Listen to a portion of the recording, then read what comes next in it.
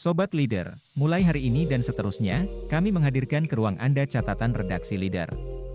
Sebuah program baru Leader Channel. Catatan redaksi Leader merupakan early warning atau peringatan dini kepada para pengambil keputusan untuk memberikan perhatian khusus terkait isu-isu publik yang lagi viral.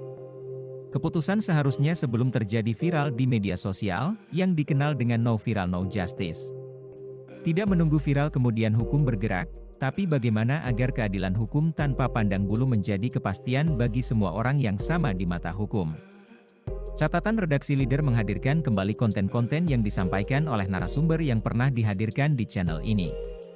Leader menghadirkan 5 catatan. Catatan redaksi perdana adalah terkait sengketa merek dagang terlarang yang berujung pidana dan perdata. Sobat Leader, pemilik merek bersertifikat di Indonesia mungkin berjumlah ratusan ribu, bahkan sudah jutaan dengan berbagai bentuk nama dan logo. Dari merek dagang yang dimiliki diyakini sebagai suatu kebanggaan, sekaligus menghasilkan secara ekonomis. Dengan demikian tentu merek dagang bagi pemiliknya adalah suatu bentuk harga diri dan bisnis. Suatu merek baru bisa diklaim pemiliknya, sebagai pemilik hak kekayaan intelektual. Apabila telah mendapat sertifikat, melalui suatu proses penelitian oleh tim HKI, Undang-Undang Nomor 20 2016 tentang merek dan indikasi geografis. Jelas telah secara tegas menjelaskan bahwa merek yang dapat didaftarkan ke Dirjen Kekayaan Intelektual adalah merek yang memiliki nilai karya intelektual. Bukan nama benda yang sesungguhnya given. Pertanyaannya mengapa barang yang pada prinsipnya dilarang oleh undang-undang untuk diklaim sebagai merek dagang, tapi bisa lolos dalam penelitian HKI, sedangkan merek dagang, yang merupakan karya intelektual, sudah mendapat sertifikat malah dibatalkan oleh Pengadilan Niaga Jakarta bahkan dipidanakan. Masalahnya sederhana, tapi menjadi rumit ketika pemilik merek sebagai karya intelektual berhadapan dengan korporasi yang memiliki power lebih. Orang kecil seolah dipaksa tunduk pada power terbukti mereka harus dipidanakan dan diperdatakan. Padahal nyata-nyata benda yang menjadi rahasia umum dilarang oleh undang-undang, didaftarkan sebagai merek oleh perorangan atau korporasi. Sebut saja sengketa merek dagang antara Teddy Hartono, pengusaha UKM pemilik karya intelektual merek Kasolum dan Kasomas versus korporasi, PT Tata Logama Lestari pemilik merek Kaso yang juga bersertifikat.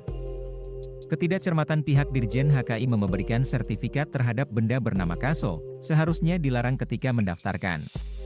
Sengketa ini dirasa sangat merugikan UKM, sekaligus dapat mematikan kreativitas nalar karya cipta intelektual anak bangsa. Untuk itu, Sobat Leader, mari kita simak beberapa cuplikan video wawancara Leader Channel dengan Teddy Hartono pemilik merek Kasomex Kasolum.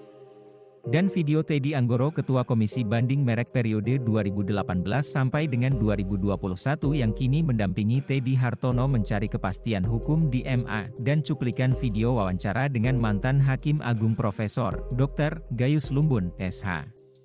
Kalau menurut kami itu ada kesalahan dalam pendaftaran merek yang dilakukan oleh Dirjen HKI pada saat mungkin kurang lebih 15 tahun yang lalu ya. Karena menurut kami itu merek yang didaftar itu adalah merupakan jenis barang gitu. Nah, jadi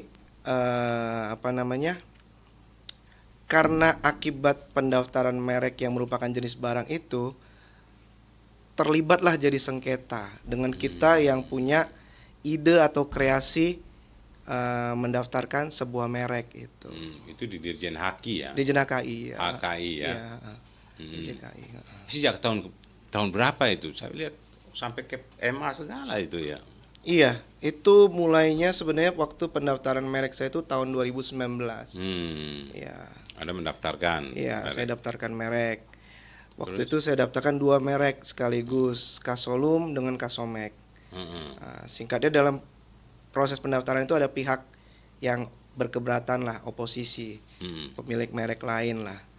Kemudian, tapi singkatnya 2 merek itu terdaftar. Dua-duanya terdaftar di Dirjen HKI dan saya dua-duanya mendapatkan sertifikat merek itu. Ya. Oh, dapat ya dua-duanya? Dapat dua-duanya. Lalu ada yang gugat Anda katanya? Iya, yang merek yang Kasomek yang saya bilang itu yang mungkin agak pernah rame lah di media itu, yang Kasomek. Nah, jadi bersengketanya karena saya dianggap mirip dengan merek yang Kaso itu. Hmm. Sementara merek Kaso itu terdaftar memang lebih awal dari kita gitu loh. Tapi permasalahannya bukan siapa dulu yang daftar, yang jadi pertanyaan itu Diuji di HKI-nya siapa yang iya, punya apakah merek itu. ya mereknya sama-sama punya, Sama-sama. sama-sama ada yang punya, tapi yang jadi dua merek itu kan sama-sama terdaftar, merek Kaso terdaftar, merek saya Kasomek dan Kasolum terdaftar. Nah, pihak dari Kaso melakukan gugatan ke pengadilan. Nah, di pengadilan itu saya dianggap yang Kasomek yang digugat itu dianggap punya persamaan pada pokoknya dengan pihak Kaso.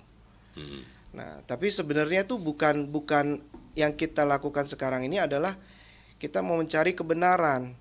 Apakah benar merek Kaso itu benar-benar bisa didaftarkan sebagai merek? Karena menurut pengetahuan kami bahwasannya Kaso itu memang jenis barang, rangka atap itu kan Kaso, kayu. Semacam Kaso itu, Kaso yang dimerekkan, ya kan, dipatenkan oleh korporasi lain. Betul. Dan akhirnya dia dipidanakan, Betul. kemudian dia digugat, Betul. kalah menang dan terus. Dan saya senang orang ini karena dia tough memperjuangkan, dia merasa dia benar. Betul. Nah, saya mau tahu, coba buka sedikit soal masalah hak kekayaan intelektual ini, Mas. Iya. Karena saya juga punya, leader juga dipatenkan. Iya. Dipatenkan. Indonesia 1 pun saya patenkan. Betul. Saya nggak bisa patenkan Indonesia, tapi Indonesia 1 saya patenkan. Betul. Tapi banyak juga yang sudah kutip. Saya belum gugat aja. Lanjut, Mas. Iya. Jadi spesifik mengenai merek ini, Bang Freddy, memang kalau di Indonesia dia dari beberapa tadi ya bentuk hak dalam kekayaan intelektual yang paling banyak pendaftarannya, Pak. Kalau yang lain itu mungkin hanya dalam angka belasan ribu per tahun gitu ya. Kalau merek ini bisa sampai jutaan pendaftaran. Jutaan pendaftaran. Karena merek ini tidak hanya bicara tentang label, Pak. Label itu kan sederhana sekali, tapi dia juga bicara tentang persaingan usaha. Jadi untuk membedakan barang yang satu dengan barang yang lain, gitu ya. Kemudian melindungi konsumen supaya konsumen tahu, oh barang yang berkualitas itu gue tahu itu namanya ini gitu. Nah itulah merek gitu ya. Kemudian menjadi daya pembeda, gitu ya. Jadi kalau kita mau lihat ini kepentingan orang banyak, Pak, gitu ya. Oleh karena itu sifat dari pendaftaran merek ini dia harus melalui tahapan, Pak. Nggak bisa begitu didaftarkan diterima, nggak bisa, harus diperiksa, Pak. Ya, ada batas waktu yang panjang kok itu. Ada batas waktunya, bahkan ya mungkin kalau pengalaman dari Pak Freddy dulu mendaftarkan merek Indonesia 1 mungkin bisa sampai 2 tahun, setahun setengah baru bisa keluar gitu, Pak. Karena memang benar-benar harus diperiksa, Pak. Betul. Nah, dalam memeriksa itu sebenarnya undang-undang sudah kasih batasan. Misalnya pasal 20 Undang-Undang Merek mengatur merek-merek apa saja yang tidak dapat didaftar. Ya. Misalnya tadi kayak jenis barang yang Pak Freddy tadi sampaikan, nama barangnya Kaso kok didaftarin Kaso. Itu sama aja nanti gelas daftarin gelas. Nggak boleh, Pak. Iya kan, nanti kamera orang daftarin kamera, kacau kan gitu kan. Lampu orang daftarin lampu, nanti itu orang bukan intelektual lagi itu. Iya. Namanya karya intelektual. Itu namanya nama barang, Pak. Nggak boleh didaftarkan gitu ya. Kemudian juga yang nggak boleh didaftarkan itu menggunakan keterangan yang menyesatkan. Misalnya obat ampuh nggak boleh gitu kan. Jadi kata umum gitu ya, itu nggak boleh didaftarkan gitu ya. Nah, setelah yang tidak dapat didaftarkan ada yang harus ditolak. Ditolak itu pertama misalnya karena dia memiliki persamaan seluruhnya atau pada pokoknya dengan merek orang lain gitu ya. Nah, itulah batasan-batasan supaya merek itu bisa kemudian diberikan kepada pemohonnya, di-granted bahasanya sampai keluar sertifikatnya. Ya kan? Nah, yang kayak Bapak sampaikan tadi, ini ada kejadian di mana orang mendaftarkan yang dilarang oleh undang-undang malah disetujui gitu kan, keluar sertifikatnya, itu yang jadi masalah. Kan, kok bisa ya? Jadi kalau kita lihat di negara-negara penghormatan terhadap kekayaan intelektual, yang mana yang boleh dipatenkan, apa-apa yang sangat dihormati di luar negeri karena pertama saya menggambarkannya dia punya nilai moral intelektualnya tinggi, dia punya kekuatan apa kan itu semua temuan dan sebagainya sampai ke bawah-bawah. Nah, itu bagi sebuah negara tuh apa itu sebenarnya itu Jadi bisa digambarkan ya.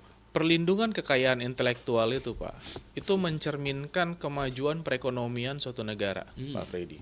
Semakin maju suatu negara, maka perlindungan terhadap kekayaan intelektual itu pasti sangat kuat. Jadi kasus-kasus ini kemudian yang banyak lagi dibelain sama akademisi, saya bilang menunjukkan Indonesia memang ekonominya belum maju gitu kan. Oh, itu menunjukkan ya. Menunjukkan sekali Pak, karena buat saya harusnya jelas-jelas kok bahwa larangan untuk mendaftarkan jenis barang atau nama barang itu bukan cuma berlaku di Indonesia, di seluruh dunia hukum kekayaan intelektual mengatur itu gitu kan. Anda nggak akan pernah menemukan misalnya di Amerika orang mendaftarkan merek car untuk jenis mobil gitu, nggak mungkin. Nggak mungkin ya. Kopi untuk jenis kopi nggak mungkin Pak. Ya kan, jadi sekuat itu perlindungan terhadap kekayaan intelektual. Kalau sampai kayak di Indonesia ini ya, ada jelas-jelas jenis barang, nama barang didaftarkan. Ya Pak Freddy tadi bilang, artinya memang ekonomi Indonesia mau dibuat di titik ini aja Pak. Mas Teddy kan sudah pernah jadi ketua tim itu, Ketua Komisi Banding. itu soal haki ini kan.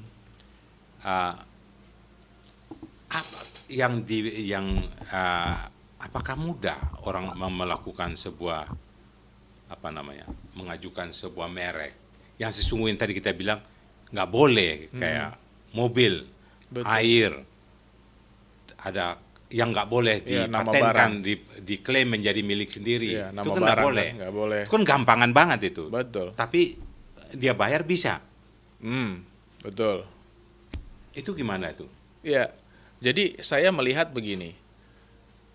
Bisa jadi nih Pak ya, bisa jadi faktor pertama, faktor ketidaktahuan dari pemeriksaannya. Meskipun kasihan sekali nih pemeriksa merek kalau sampai nggak tahu, kerjaannya itu masih sampai nggak tahu kan. Meskipun orang bilang, jenis barang ini kan mungkin bisa ribuan, nggak mungkin Pertanyaan kita saya hafal. ini, apakah itu bisa? Iya kan? Ya. Nah, itu.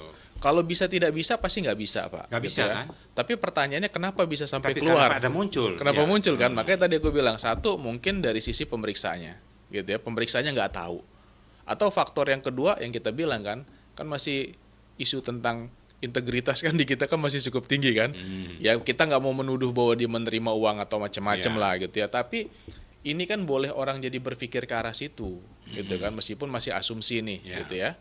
Jadi saya pikir bisa jadi faktor itu tuh, gitu ya. Karena kalau dia misalnya punya pengetahuan, gitu ya, kemudian tidak ada faktor yang kita curigai tadi, harusnya kan undang-undang bilang tegas itu nggak bisa didaftar, selesai gitu. Kayak misalnya, tapi nama yang nggak boleh dipatenkan, itu kan final itu kan. Final. Jadi ini harusnya pengadilan membatalkan putusan kantor ya. merek itu kan, Dirjen KI. Kan gini Pak Freddy, undang-undang itu pasal 21 bilang merek-merek yang tidak dapat didaftarkan. Pasal 21-nya bilang yang ditolak. Artinya kalau yang tidak dapat didaftarkan ini Pak, ini kan kalau bisa ngomong itu dianggap pun nggak boleh ada ini orang. Iya, nggak boleh Ya ya. kan artinya kan tidak dapat didaftar. Jadi mau didaftar pun nggak bisa. Nggak boleh, betul nggak bisa itu. Harusnya ini dari awal ini sudah ditolak. ditolak. Saya punya informasi banyak yang kalau perkara tuh mereka bilang begini, udah perkara aja nanti kita tunggu di MA gitu, nanti kita atur di MA. Ya. Kok sampai bisa begitu? Ya. Saya di era Pak Artijo dan Bang Gayus itu saya jarang mendengar ini. Ya. Tapi ke sini Semakin mereka jadi. Ini saya kan berperkara juga. Ya. Mereka ada, tapi biasa ujung-ujungnya minta kita uang gitu Iya, kan. iya. Seolah mereka bisa jaga di sana. Gimana itu, Bang? Peradilan itu terdiri di beberapa unsur, di antaranya memang hakim pemutus yang paling bertanggung jawab. Itu mesti terdiri dari orang-orang yang terpilih betul-betul. Ini wajah peradilan. Hakim adalah wajah peradilan karena putusannya. Nah, Tapi teruji betul-betul tuh saya kira Bang Gayu juga teruji juga waktu tergantung personalitinya ya kadang-kadang mungkin. Iya, oleh karena itu kita memerlukan yang mengisi unsur-unsur peradilan pada bidang hakim ini. Hakim itu direkrut secara pegawai pemerintah itu, ASN atau PNS kalau dulu. Status hakim itu di sana. Kecuali kalau saya non karier, saya bukan dari mengawali sebagai hakim pemula, saya di Hakim Agung, yang banyak itu memang saya sedikit dari yang non karier. Saya masuk diuji pengalaman 20 tahun dan syarat yang lain, kemudian saya lolos sebagai Hakim Agung. Nah, artinya apa? Rekrutmen Hakim Agung itu memang menentukan. Yang pertama, memilih orang yang layak. Tes DPR ada, fit and proper test, kelayakan dan kepatutan, di samping keilmuan oleh KY kalau Hakim Agung. Paling tidak berpengalaman 20 tahun tadi. Kalau bagi hakim karier ditambah harus pernah menjadi hakim tinggi atau hakim PT pengadilan tinggi, paling tidak 3 tahun secara aktif. Tapi Bang Gayus, Prof Gayus, my leader, penemuan atau tertangkapnya, terbongkarnya uang yang disimpan panitra itu MA di rumahnya 1 triliun dan sekian kilogram emas, itu bahwa itu dikumpulkan sekian tahun. Bukti itu walaupun sekarang hilang ya kabar informasi itu, tapi ini tetap menjadi isu besar untuk nama besar Mahkamah Agung. Ya, sebenarnya bagaimana uang menjelaskannya? Ya, uang sebesar itu tentu kita melihat dari berbagai sisi.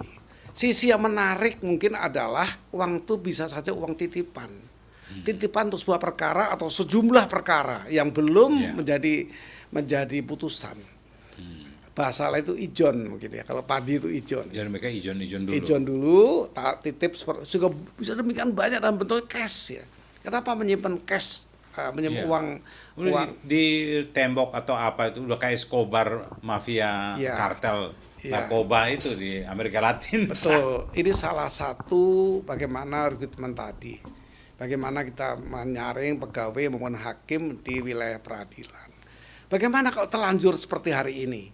Saya pada tahun 2014 masih aktif sebagai Hakim Agung pernah mengusulkan kepada Presiden Jokowi ketika itu di periode pertamanya bahwa terhadap hakim-hakim yang menyimpang itu dilakukan evaluasi. Tahun itu pada udah 10 tahun dari sekarang makin menjadi-jadi hari ini di mana-mana terbongkar, bahkan orang mengindikasi pengadilan adalah transaksional. Setiap pengadilan manapun yang dari PN, PT maupun Mahkamah Agung itu isu di masyarakat sehingga ya kepercayaan itu hilang di masyarakat. Mungkin lebih suka yang di luar peradilan, out of court settlement. Settlement ini nggak benar ya, settlement ya kalau utang atau sengketa uang debt collector dikirim. Street justice namanya, keadilan jalanan. Nah, bagi saya sebaiknya ada evaluasi kembali. Evaluasi semua hakim se-Indonesia, tapi tidak per orang, cukup pimpinannya saja. Tapi Prabowo sudah suruh naikin gaji hakim semua kan. Itu penting. Bagi saya itu justru penting. Hakim disebut sampai nangis-nangis meminta kenaikan gaji. Itu bagi saya logis dan itu orang baik. Hakim-hakim yang baik itu. Dia punya keperluan yang sangat mendesak tapi gajinya tidak cukup. Apa yang harus dia tempuh? Dia memainkan perkara tidak mau. Dia harus minta dengan cara sampai menangis kepada pemerintah, naikkan gaji kami sehingga kami bisa bekerja dengan nyaman. Kira-kira naikin gaji mereka bisa punya integritasnya, nggak takut mati gitu. Soalnya ada hakim yang dibunuh juga kayak betul. gitu. Kan ini kan berhadapan dengan mafia kan. Yang tadi kalau kita bicara kalau ada mafia peradilan, ini kan tinggal disuruh bayar berapa hakim itu bisa dibunuh di. Itu salah satu ancaman. Kalau pernah diancam juga. Iya, sebagai hakim pernah melalui telepon saja kebetulan ya. Ditanya sekretaris saya ini laki-laki. Sekretaris saya ditanya, Pak Gayus pulangnya lewat mana? Nah, seperti itu kan satu ancaman yang cuma pakai kata-kata. Banyak ancaman lain ya yang dihadapi oleh para penegak hukum, tidak cuma hakim. Semua penegak hukum pernah merasakan itu.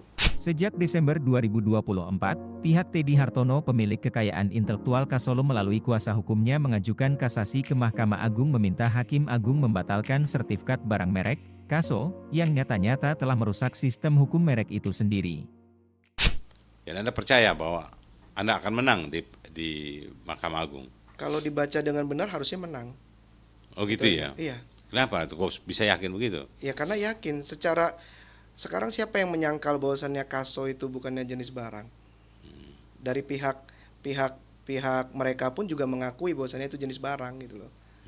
Terbukti dari mana? Dari sertifikat pendaftaran merek itu di klasifikasinya ada tertulis bahwasannya ada tulisan kata Kaso baja ringan atau Kaso metal dalam produknya itu. Berarti kan mereka sendiri mengakui juga. Nah, ketika memang ada satu klaim dari pihak mereka bahwasanya Kaso itu merupakan kreasi mereka, kreasi dari ownernya. Nah itu yang saya bilang, apakah itu harus dipertanggungjawabkan? Karena apa? Karena kata Kaso ini mungkin saya rasa lebih tua daripada. Iya, Kaso itu dari kayu. Dari zaman dulu, dari zaman mungkin Belanda sudah. Kan orang tua bilang Kasonya dipasang situ. Iya. Jadi omongan orang itu dijadikan merek gitu ya. Iya. Jadi Kaso. Memang jawaban DJHKI juga ada jawaban bahwasannya katanya Kaso itu bukan KBBI lah. Sekarang adakah ketentuan yang memang jenis barang itu harus KBBI kan gitu loh? Oh itu nggak ada di KBBI? Nggak ada di KBBI. Nah, terus? Kaso memang nggak ada. Tapi kalau kita buka di KBBI, Kaso itu sama sinonimnya ya kasau. Nah, kalau kita mau buat pertanyaan lagi, bisa nggak bedakan yang apa namanya produk dari ayam itu telur atau telur? Kan sama aja, nggak bisa. Sama juga dengan kasau kan Iya. sama saja gitu loh. Itu. Ini saya kira banyak ya yang hal semacam ini nih, karena Haki sendiri ini tidak jelas mau patenkan yang mana yang boleh dan mana yang nggak boleh ya. Sebenarnya aku cuman bilang begini, mungkin saat itu ada kekeliruan waktu pendaftaran, excuse-nya. iya. Waktu 15 tahun yang lalu kan gitu. Tapi kan saat ini kan harusnya ketika memang sudah lebih jelas dan memang undang-undangnya juga sudah sangat jelas bahwasannya ada perubahan dari Undang-Undang 2001 ke 2016 yang setahu saya. Nah, di 2016 ada yang pasal 20 bahwasannya merek yang sama dengan jenis barang itu tidak boleh didaftar. Artinya produknya sama mereknya nggak boleh sama. Ya kan itu kan simple itu kan. Iya. Nah, ya kan kalau memang terjadi seperti itu kan ya harusnya dari DJKI-nya punya inisiatif sendiri pun harusnya boleh itu. Saya tuh wondering why kalian tuh struggling, maksudnya saling berhadap-hadapan sesama produksi metal ini, Kaso ini. Padahal Kaso ini sekarang pemerintah lagi butuh 3 juta rumah itu. Iya. Itu kalian kenapa nggak berdamai saja? Ngapain pakai pemerintah udah nggak lihat merek lagi itu? Iya. Kan Kaso kalian semua siapa yang punya produksi? Nggak mungkin dia juga produksi untuk 3 juta rumah dalam 1 tahun itu dia bisa produksi. Kan butuh yang lain-lain juga dong, iya kan? Kan nggak bisa monopoli kan? Iya. Benar. Menurut Anda gimana? Ya kalau buat saya sendiri ya Pak ya sebenarnya ya.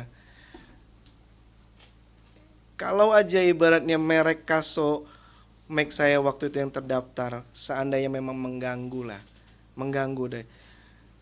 Kan kita bisa lakukan upaya baik-baik juga, nggak perlu dipidanakan saya gitu loh.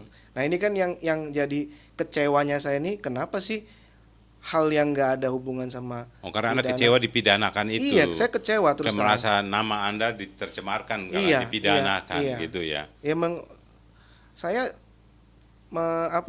status tersangka di saya itu cukup lama. 80 hari saya. Oh gitu ya. 80 hari saya jadi tersangka tanpa saya melakukan apa-apa. Saya nggak melakukan kesalahan, maksud saya tidak melakukan pelanggaran. Anda itu kesalnya di situ. Iya, saya kesal. Karena apa? Pelanggaran merek itu tidak pernah saya lakukan.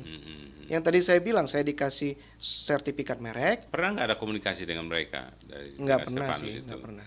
Atau pengacaranya atau? Oh, kalau pernah sama pengacaranya memang, tapi tidak pernah dikasih ruang untuk. Karena ada mediasi segala macam kan biasa. Ya, kalau setahu saya harusnya ada, tapi ini nggak pernah ada buka ruang itu. Kenapa Anda merasa gimana? Nggak tahu juga sih Pak sih.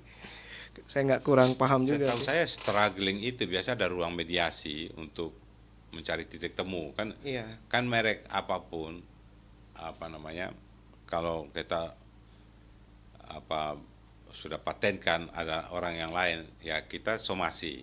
iya, Tapi kalau ada titik kayak saya Indonesia 1 pernah saya somasi, ya kan? Saya udah patenkan. Sebut saja Kompas, media besar kan. Saya telepon pemerintahnya, saya tuntut 1 triliun. Kan. Wah dia bilang kalau Bang Freddy 1 triliun ya saya turunin aja, ya turunin semua. Jadi itu zaman eranya mas terakhir-akhirnya Pak Yakub Utama. Karena saya tahu kayak media sebesar Kompas itu menjaga etika, moral itu mereka sangat tinggi gitu ya. Nah, dan mereka tahu kalau itu merek yang saya buat sejak tahun 2001 kali merek itu. Dan saya patenkan iya, semacam merek hak cipta hak intelektual kayak semacam itu. Anak buah saya ngurus. Nah, memang kalau kita merasa benar, kita perjuangkan. iya, Ya Kompas yang besar aja dia bisa turun, ya kan. Artinya kalau Anda merasa benar, Anda berjuang. Tapi yang saya pingin tidak bisa selalu ada jalan. iya, Gimana kalau kalian bertemu untuk sama-sama berjuang untuk ngisi ini negara lagi butuh kaso ini. iya. Buat saya sih sebenarnya nggak ini ya. Cuman karena akibat saya juga gugat kemarin melalui merek saya yang Kasolum, tapi putusan pengadilan itu akhirnya membatalkan merek yang Kasolum juga, gitu. Jadi sama aja, jadi mau Kasomek Kasolum dua-dua. Oh, jadi dua-duanya Iya, digugur jadi ya? bukan hanya menolak gugatan, tapi juga membatalkan, Akhirnya dibatalkan dua-duanya. dibatalkan dalam putusan tingkat pertama. Itu kan sudah punya sertifikat, Iya. ya kan? Kenapa kayak begini, ya Iya. kan? Ya benar juga. Ya. Saya sih berjuang sih untuk ya hak intelektual yang Iya. saya ciptakan dan Iya. benar-benar saya ciptakan. Saya gitu. juga kalau saya Iya. punya merek ada sertifikatnya. Kalau ada yang datang dia bilang kita berjuang kan, Iya. perkara sampai bintang kita perkara, iya kan? Kan cari kebenaran. Iya, cari ya kan? kebenaran. Cari kebenaran. Jadi, tapi kalaupun itu untuk dua-dua bisa hidup bareng, Iya. why not? Iya, kenapa enggak gitu kan gitu. Nah, Anda punya pikiran itu Iya, juga. karena sebelumnya kan sudah berjalan, sama-sama Iya. sudah berjalan. Dia punya hidup dengan merek yang Kaso, ya kan? Saya punya merek yang Kaso dengan Kasomek, sama-sama kita berjalan. Soal mafia merek, kita lagi bicara nih, Iya. lagi rame, karena ternyata ada mafia juga ini. Iya. Nah, hakim mengambil keputusan itu mereka berdasarkan apa? Apakah kalau misalnya kayak merek, mereka perlu punya kemampuan karena ini bidang spesialis ini. Iya. Apa diambil hakim sama aja supaya lihat jurisprudensi aja apa gimana? Iya, tapi Merek ini satu di antaranya yang disebut hak intelektual. ya, Cipta, kemudian merek, kemudian ada beberapa lah ya yang memang masuk di hak intelektual, dan di Mahkamah Agung itu ada satu kamar khusus untuk hal-hal ini. Kita sering bersengketa cipta misalnya, batik. Itu sampai ke internasional juga itu. iya, betul. Jadi kita punya konvensi juga bagaimana mengakui merek kalau merek ini yang telah didaftarkan di sebuah negara yang menjadi satu kelompok persatuan negara-negara ini kan kita punya konvensi, kita punya aturan yang sama. Nah kalau saya melihat tadi merek yang telah didaftarkan ini merek bukan cipta, bukan karya yang lain. Itu kan memang acuannya tidak boleh jurisprudensi sebenarnya. Jurisprudensi di negara kita ini tidak mutlak harus bisa digunakan oleh hakim. Paling tidak pertimbangan ya, tapi tidak mutlak. Kemudian kecuali negara-negara yang menganut jurisprudens, kita bukan negara jurisprudens. Tetapi ya tadi tentu banyak sisi. Saya tidak membaca pertimbangan hakimnya dalam perkara itu, tapi kira-kira pandangan saya begitu. Kalau dasar jurisprudens apa dari negara lain, mungkin kok kita tidak terkait ya, tidak terikat itu untuk memutus seperti. Harus ada pertimbangan yang genuine, pertimbangan spesifik terhadap kasus ini. Merek itu Pak, bukan hanya meniru seluruhnya, tapi pada pokoknya juga dia bisa ditolak Pak. Jadi kesamaan itu bukan seluruhnya saja, tapi kesamaan pada pokoknya juga. Pak Freddy misalnya udah bikin leader se-fanciful mungkin nih, tapi kemudian nanti ada orang berusaha untuk mendaftarkan leader juga. Orang langsung bisa nangkap, oh itu persamaan pada pokoknya, ya kan, pada kata leadernya, maka harus ditolak. Itu Pak, jadi idenya sih begitu ya, undang-undang mengaturnya gitu. Terkait kasus yang saya tertarik sehingga saya ajak Pak Teddy kita ngobrol tindak lanjut ini. Kalau misalnya pengadilan juga mengalahkan atau menolak kasasinya, ada upaya lain? Ya, peninjauan kembali Pak. Pak Presiden saat ini, Pak Prabowo bermimpi banget perekonomian tumbuh 8%. Tapi apa ya, layanan jasa hukum itu masih tidak memberi kepastian gitu ya, tidak memberikan layanan yang kita nggak minta kita kadang rakyat itu tidak minta untuk diistimewakan Pak. Sesuai peraturan aja. Itu aja yang kita butuhkan, sesuai peraturan gitu. Sobat Leader, dari potongan video yang ditayangkan, redaksi Leader mencatat 5 poin penting sekaligus mempertanyakan kasus sengketa merek dagang antara Teddy Hartono pemilik sertifikat merek Kasolum dan Kasomex dengan Korporasi PT Tatalogama Lestari pemilik sertifikat benda merek Kaso. Catatan pertama, pihak Dirjen HKI harusnya lebih teliti dan profesional sebelum mengeluarkan sertifikat merek kepada siapapun tanpa melihat status sosialnya, karena nyata-nyata sangat merugikan UKM secara finansial dan mematikan kreativitas karya intelektual itu sendiri. Kedua, tampak Korporasi PT Tatalogama Lestari berupaya ingin memonopoli barang bermerek Kaso, yang kini Kaso bukan dalam bentuk kayu tapi sudah berkembang menjadi Kaso besi baja ringan untuk perumahan. Karena monopoli benda milik umum merupakan sebuah pelanggaran sekaligus mematikan usaha kecil menengah yang ingin ikut berperan memproduksi Kaso baja ringan yang sangat dibutuhkan pemerintah dan masyarakat untuk pembangunan perumahan. Ketiga, pengadilan sebagai keputusan tertinggi harusnya mampu memberikan kepastian hukum mengadili perkara sesuai pokok gugatan pemohon bukan bersandar pada jurisprudensi semata sebagaimana sengketa merek dimaksud. Keempat, permohonan kasasi ke MA bahkan upaya peninjauan kembali oleh pengusaha UKM Teddy Hartono patut kita hormati karena dia bukan memperjuangkan dirinya sendiri, tapi memperjuangkan nasib banyak orang pemilik karya intelektual yang tak berdaya menghadapi korporasi yang mampu menghalalkan segala cara. Catatan kelima, Leader berharap pihak korporasi tidak memonopoli produksi Kaso metal baja ringan, melainkan mampu berbagi dengan pihak usaha kecil dan menengah yang juga memproduksi Kaso metal baja ringan seperti halnya Kasomas dan Kasolum. Hal ini bisa terjadi apabila keputusan pengadilan mendudukan pada prinsipnya barang sesuai perundang-undangan yang berlaku. Sekian catatan redaksi Leader.